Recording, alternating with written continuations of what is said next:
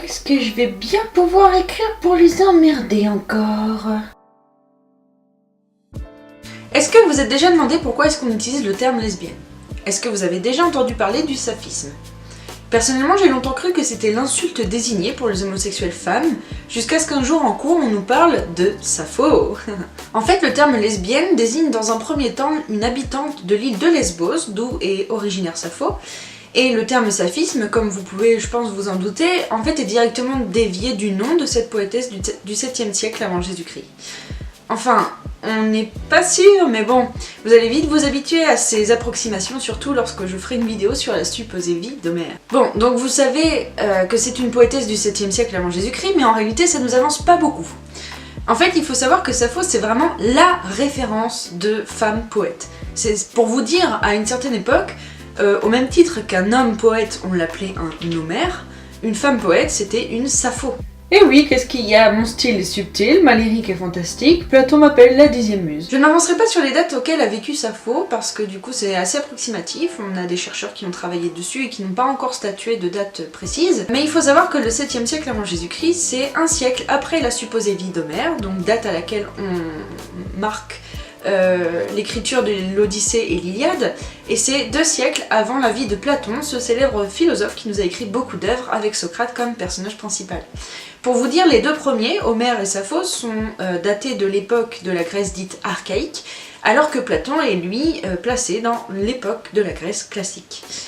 Donc c'est pour vous dire à quel point Sappho c'est vraiment une référence déjà en termes de poète, puisqu'elle fait partie des plus anciens Aèdes que l'on ait pu dater, et aussi en termes de femme, puisque c'est une des premières figures de l'histoire de la Grèce qui ne soit pas issue de la mythologie en fait. C'était pas un personnage fictif, c'est vraiment quelqu'un qui a vécu. Moi, bon, vu le nombre qu'on est de poétesses, je vois pas trop où est la gloire. Vous êtes tous les filles. Je pense aussi que vous ne serez pas étonnés de savoir qu'on n'a pas récupéré grand chose sur Sappho, en fait, ni au niveau de sa vie, ni au niveau de son œuvre, puisque tout a été brûlé à une certaine période.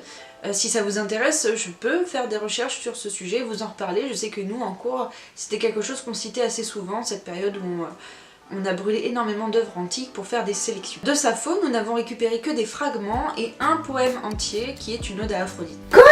Je me la pète avec mon style depuis 2719 ans et vous avez rien gardé? Rien?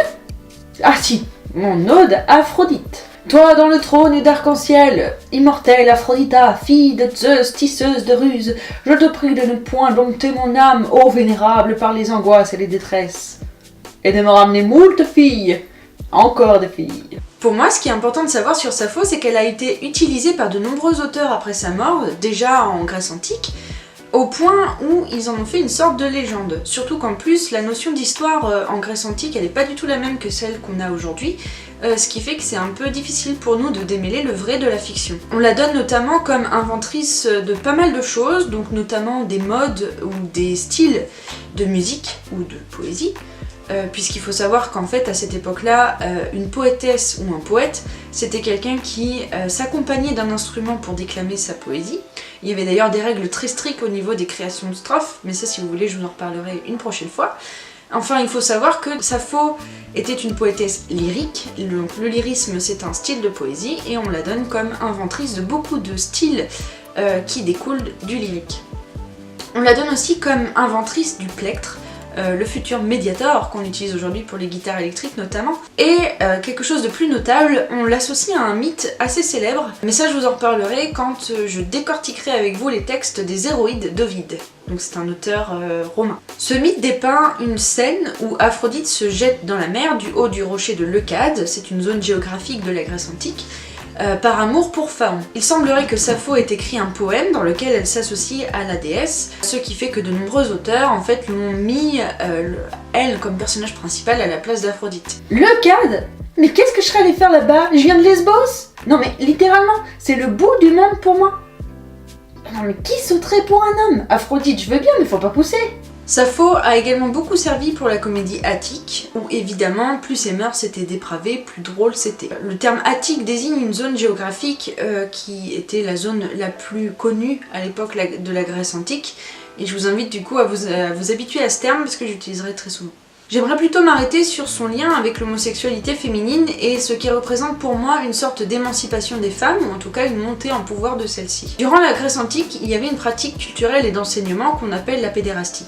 Ça désigne une relation privilégiée entre un homme plutôt âgé et un homme un peu plus jeune, dont le but principal est le passage de sagesse, mais ce passage implique une relation amoureuse ou en tout cas des relations sexuelles. C'est encore une notion de laquelle je veux bien reparler si ça vous intéresse, mais en tout cas il faut savoir que c'était vraiment jugé comme quelque chose de digne et estimable, et il y avait même des cités grecques qui encadraient ceci par leurs lois. On a beaucoup de personnages de philosophes assez célèbres qui ont pratiqué la pédérastie, et je pense par exemple à Socrate, dont on comprend qu'il a pratiqué la pédérastie dans certaines œuvres de Platon comme Le Banquet, où en fait Alcibiade se rend au banquet dans le but de se venger de Socrate parce qu'il n'est plus avec et que ça le fait évidemment souffrir. Évidemment cette pratique était plutôt réservée aux hommes et c'est là que Sappho entre en scène.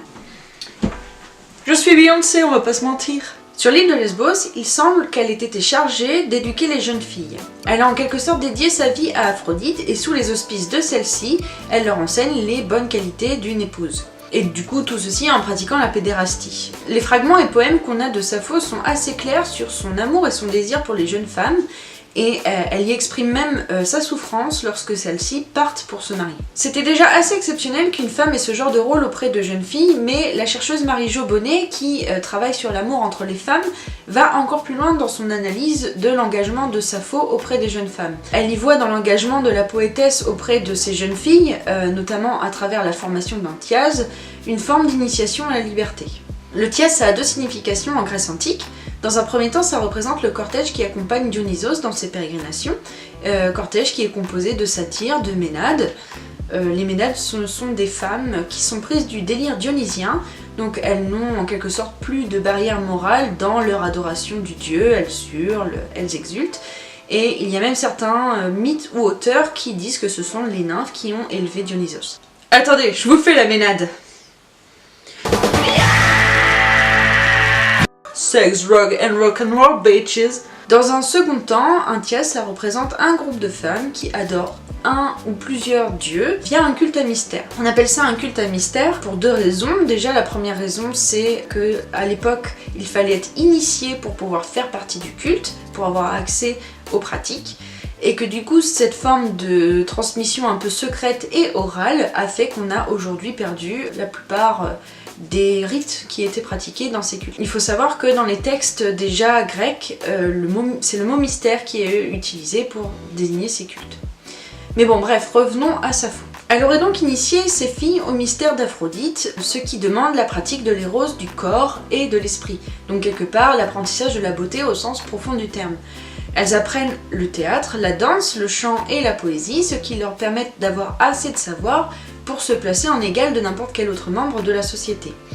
Ainsi, selon Marie-Jo Bonnet, plus de pédérastie avec Sappho, puisqu'elles sont d'égal à égal, mais plus aussi de relations de dominant à dominé dans le cadre du couple hétérosexuel, puisqu'à cette époque, les femmes appartenaient aux hommes et leur étaient soumises. Donc avec ce type d'apprentissage, on obtient des femmes qui aiment en s'affranchissant des codes de la société, et plutôt sous les auspices d'Aphrodite, sans la passivité qui est presque exigée des jeunes gens dans le cadre de la pédérastie, et qui est totalement exigée des femmes à cette époque. Évidemment, ce modèle aurait été réprimé dès le siècle suivant, et le traitement de Sappho dans les œuvres antiques l'atteste bien, je trouve.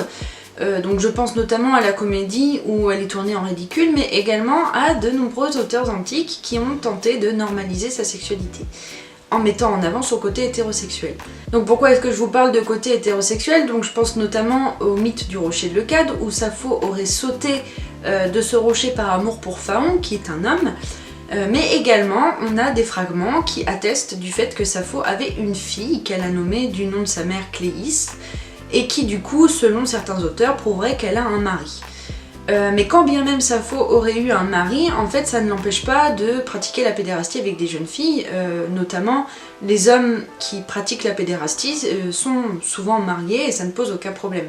En fait, je pense que la notion de fidélité n'est pas du tout la même dans la Grèce antique, et ça, si vous voulez, on en reparlera. Pourquoi les hommes le feraient et pas moi? Non mais attends, ça choque qui en 2019 là? On parle quand même de 700 avant Jésus-Christ. Sappho est tout de même resté une référence dans le monde des Aèdes, donc les poètes et musiciens grecs, puisque comme je vous expliquais, la poésie dans la Grèce antique s'accompagne d'un instrument. Et en fait, moi je suis assez admirative de l'impact qu'elle a aujourd'hui sur certains termes qu'on utilise, donc le terme lesbienne et le terme saphisme. Et j'étais aussi admirative de l'impact qu'elle a eu sur les nombreux auteurs antiques qui ont parlé d'elle. Never forget les filles, jamais dans mon cœur. C'est en découvrant l'impact qu'elle a eu sur le terme lesbienne et sur ses auteurs antiques que pour ma part j'ai décidé de trouver le terme lesbienne cool. Donc voilà, j'espère que vous aussi vous trouverez ce terme cool dorénavant et je vous invite à me laisser savoir si vous avez aimé cette vidéo en me laissant un petit commentaire, un petit pouce bleu ou en vous abonnant à ma chaîne. Merci, au revoir. Je suis Sappho, fille de Scamandronymos, descendante d'Isilure. Quoi? Non mais vous avez tout cramé, je peux bien inventer ce que je veux maintenant, non? Oh, on peut plus s'amuser ici. Luc, je suis ta sœur.